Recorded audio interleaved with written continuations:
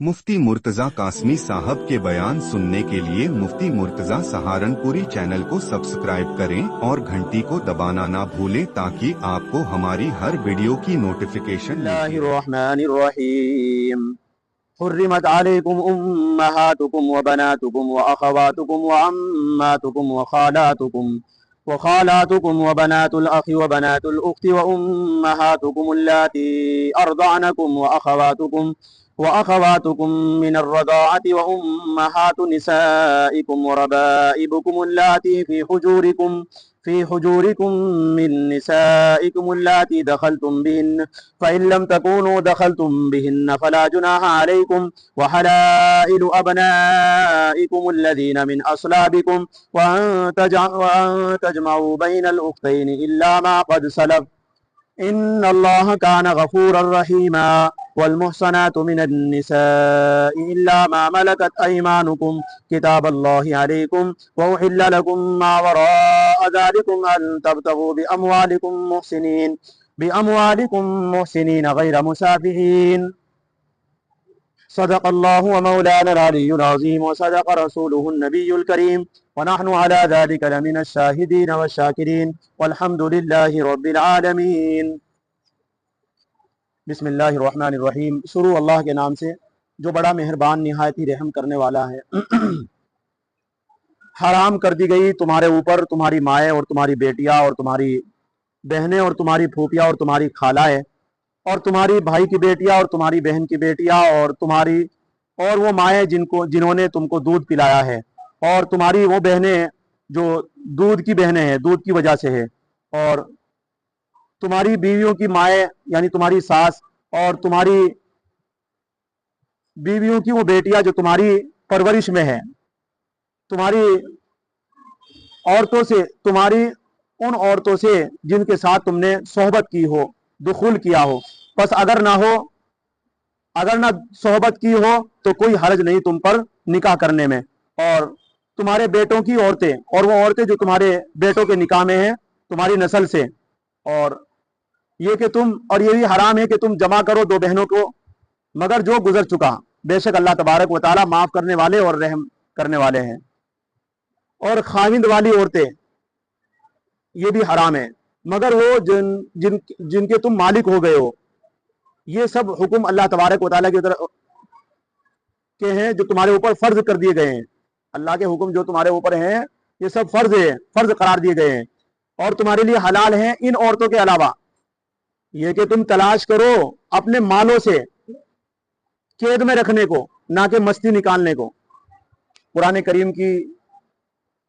کا آج کا درس اور آج کا سبق بہت اہم ہے۔ یہ سارے مسائل ہیں اور ہمارے اوپر فرض قرار دیے گئے ہیں۔ بہت غور سے سننے کا سبق ہے۔ 1 منٹ کے لیے بھی اگر ادھر ادھر دماغ آن کر دیا آج کے سبق میں، آیت نمبر جو سورہ نساء کی 23ویں جو آیت ہے اور 24ویں جو آیت ہے، یہ جو آپ کے سامنے تلاوت کی گئی ہے،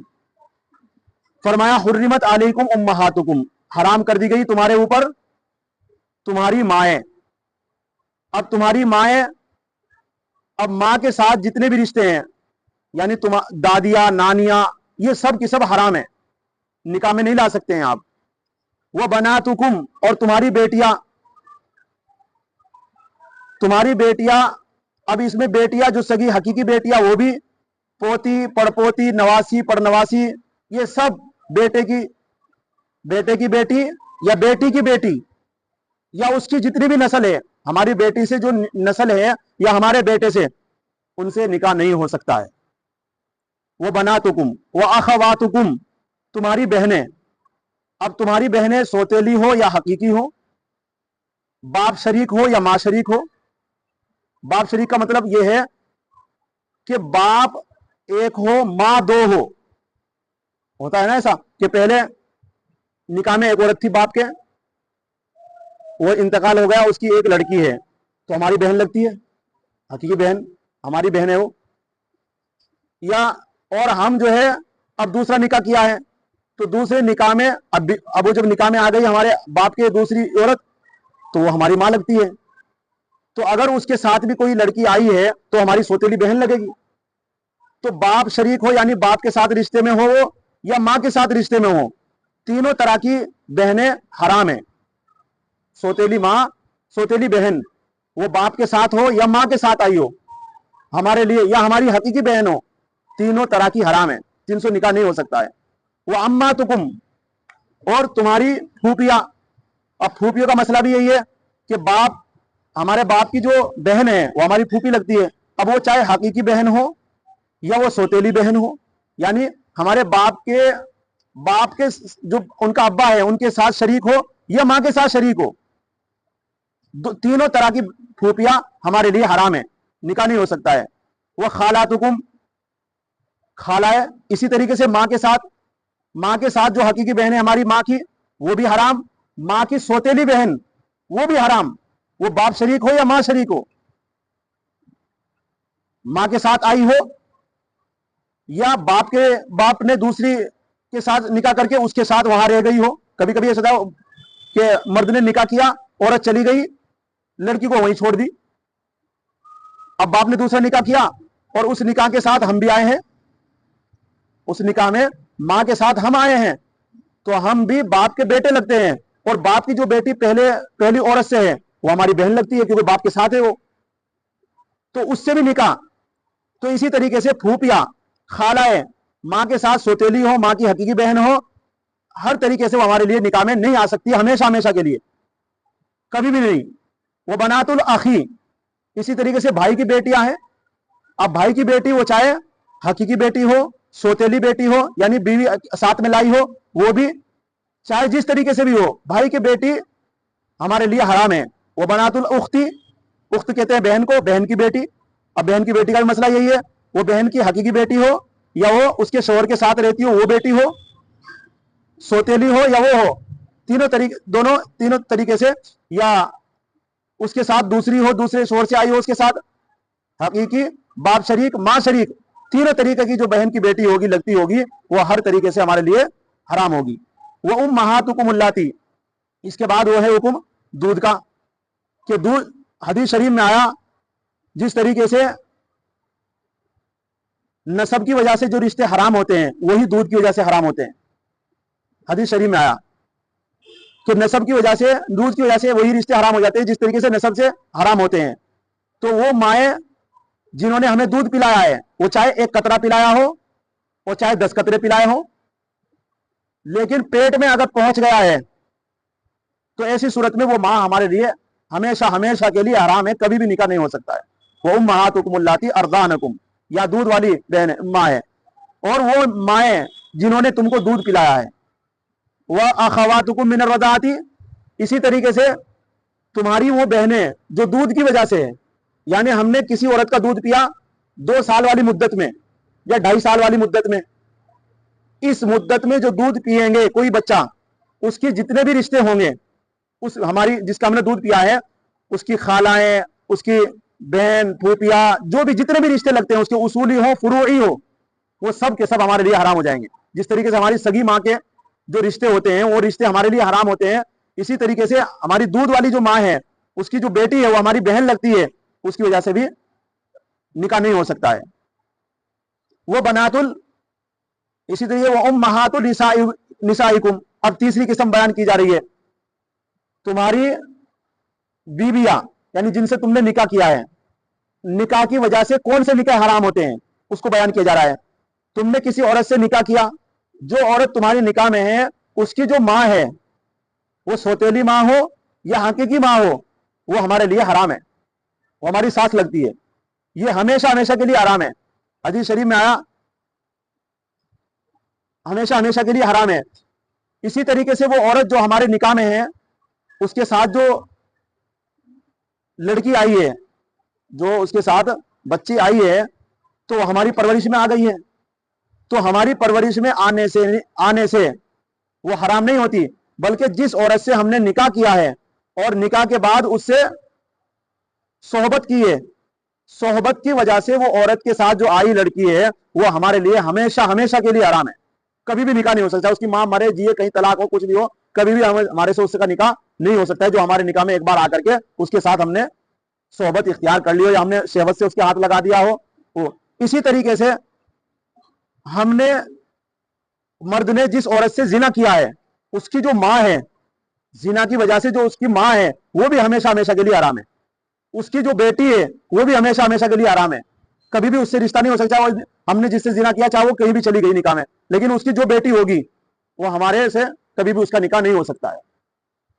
या हमने किसी औरत को शहवत की वजह से, ख्वाहिश की वजह से छू दिया हो, उसकी वजह से भी उसकी बेटी हराम हो जाएगी। फी हुजूरिकुम, उसी को कह रहे हैं वो उम्महातु निसाइकुम व रबाइबुकुम अल्लाती फी हुजूरिकुम, तुम्हारी बीवियों की बेटियां जो तुम्हारी परवरिश में है। मिन निसाइकुम अल्लाती, ये कैद कुरान करीम ने लगाई है कि उन औरतों की बेटियां हैं जिनसे तुमने सोहबत की है। इससे पता चलता है कि हमारा किसी औरत से निकाह हुआ है, उसके साथ एक बेटी है, वो भी जवान है। ऐसी सूरत में निकाह हुआ, लेकिन निकाह से पहले निकाह किया और निकाह के बाद फौरन हमने तलाक दे दी, अभी रुखसती नहीं हुई थी उसकी,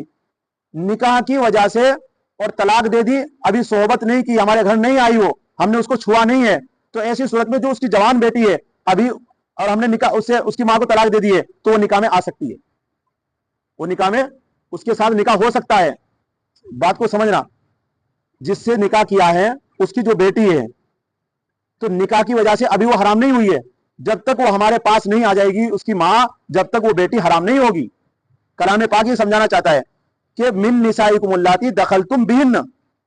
उन औरतों की बेटियां हराम है जिनसे तुमने सोहबत की है, जिनसे तुमने सोहबत नहीं की है उनकी बेटियां तुम्हारे लिए निकाह में जायज है। फ़इल्लम तकूनु दखलतुम बिहिन्ना, उसकी शरात कर दी है, बस अगर तुमने दुखूल नहीं किया है, यानी रुखसती नहीं है, तुमने उस औरत को छुआ नहीं है, फला जुनाहा अलैकुम, तो कोई गुनाह नहीं है उनकी बेटी से निकाह करने में, चाहे वो तुम्हारी परवरिश में रह रही है, लेकिन अभी तुमने उस बेटी की मां से अभी तुमने दुखूल नहीं किया है, उसको तुम्हारी रुखसती नहीं हुई है। ऐसे ही वह हलाइलु अबनाइकुम अल्लदीना, हमारे बेटे की जो बीवी है, हमारे बेटे ने जिस औरत से निकाह किया है, हमारे लिए हमेशा हमेशा के लिए वो हराम है। ससुर के लिए इसी वजह से ससुर से पर्दा नहीं है, क्यों? इसलिए कि वो तो हमेशा हमेशा के लिए हराम है, बेटे के निकाह करने की वजह से वो हमेशा हमेशा के लिए हराम है। वह हलाइलु अबनाइकुम अल्लदीना मिन अस्लाबिकुम, वो औरतें जिनसे तुम्हारे बेटों ने निकाह किया है, तुम्हारे बेटों की बीवियां औरतें, मिन अस्लाबिकुम, तुम्हारी नस्ल से। अब तुम्हारी नस्ल से ये जो जुमला है ये इस बात को बतला रहा है, अगर तुमने मुंह ले पालक बेटा है तुम्हारा, गोद पाला हुआ बेटा,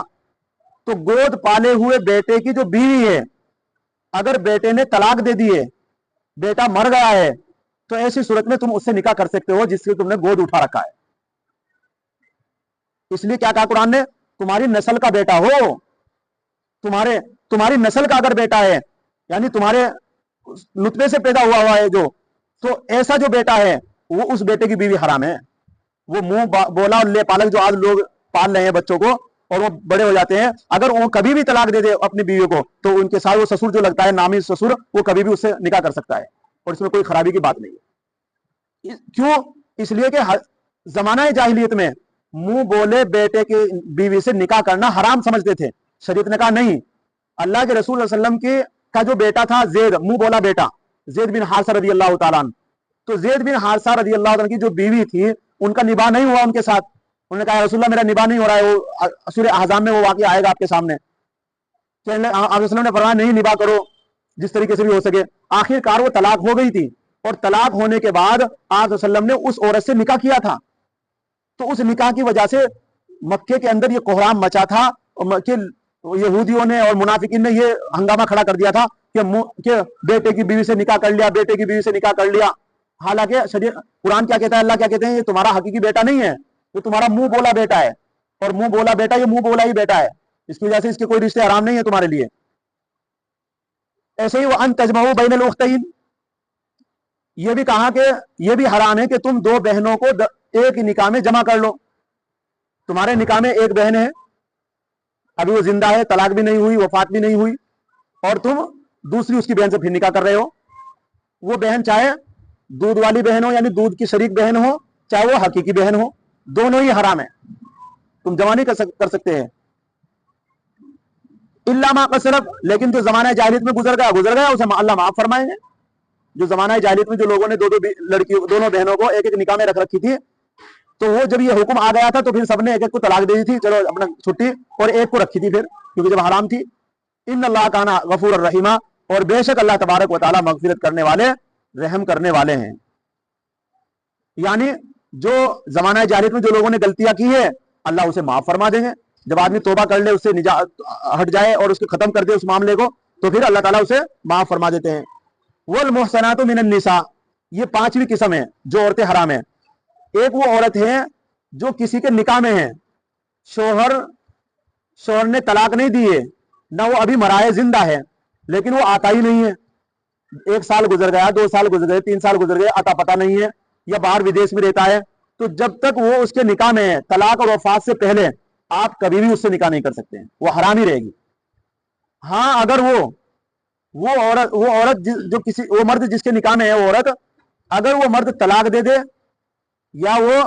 وفات پا جائے, مر جائے, پھر وہ جو عدت گزار لے نکاح والی عورت, تو ایسی صورت میں پھر اس سے آپ نکاح کر سکتے ہیں. اب یہ شریعت میں بہت سارے اختلاف ہے. امام مالک رحمۃ اللہ علیہ کے نزدیک تو یہ ہے کہ اگر کوئی شوہر کہیں چلا گیا ہو اور 4 سال ہو گئے اسے, اس کا کوئی پتہ نہیں ہے, زندہ ہے, مر گیا ہے, دنیا میں نہیں ہے, تو 4 سال کے بعد, مسائل میں لکھا 4 سال کے بعد پھر وہ فیصلہ کرا کر کے اپنا, اور پھر وہ کسی کے ساتھ نکاح کر سکتی ہے, 4 سال اگر گزر گئے ہیں. لیکن یہ اس صورت میں اگر اس کا کچھ پتا, اگر پتا ہے کہ ہاں زندہ ہے, فلاں جگہ رہتا ہے,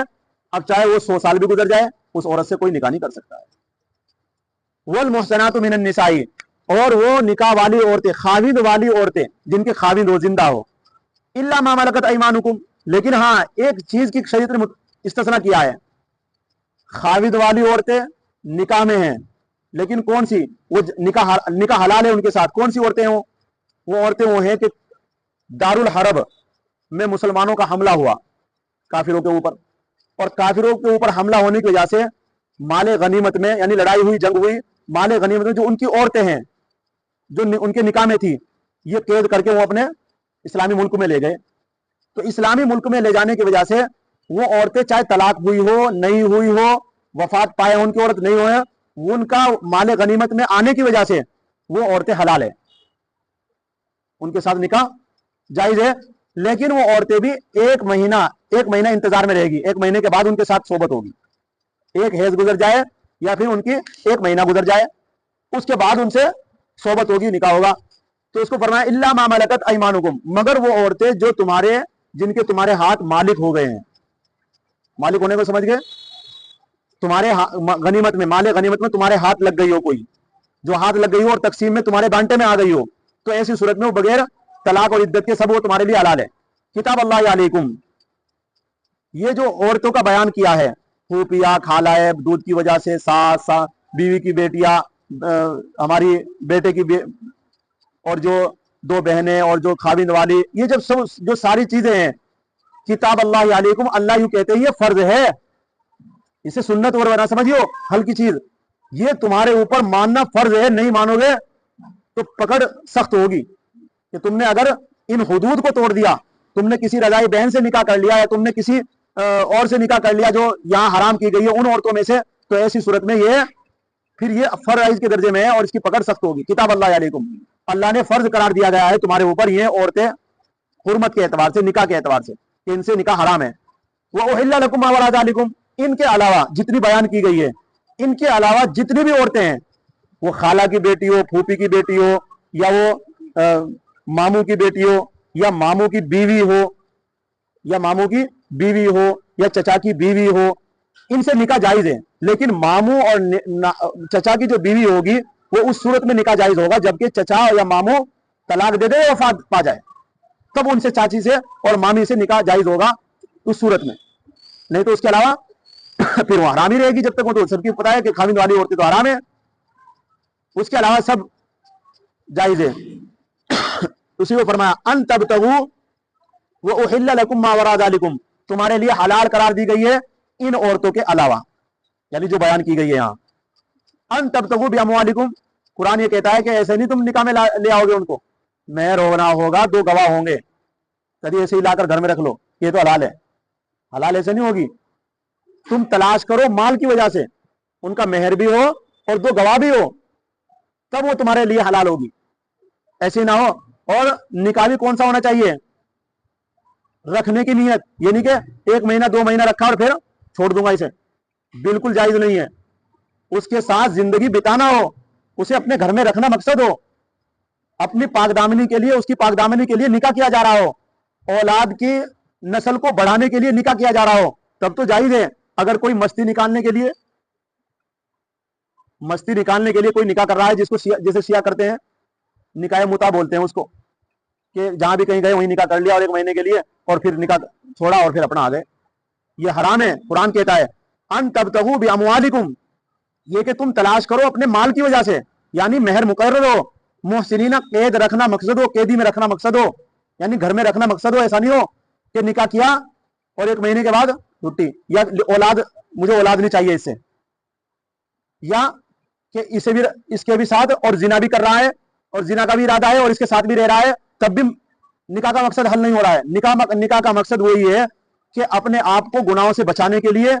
और अपनी औलाद, अपनी नस्ल को बढ़ाने के लिए निकाह किया जा रहा हो, तब निकाह जायज है।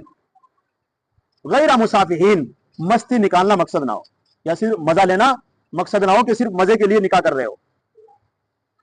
इंशाल्लाह अगली जो बात है वो सामने आएगी। ये सिर्फ इतना बयान हुआ है आपके सामने कि कौन सी औरतें हराम हैं और कौन सी हलाल है, और हलाल है तो किस तरीके से है, वो आपके सामने बात आ गई है। अल्लाह तबारक व तआला हम सबको इन बातों पर अमल करने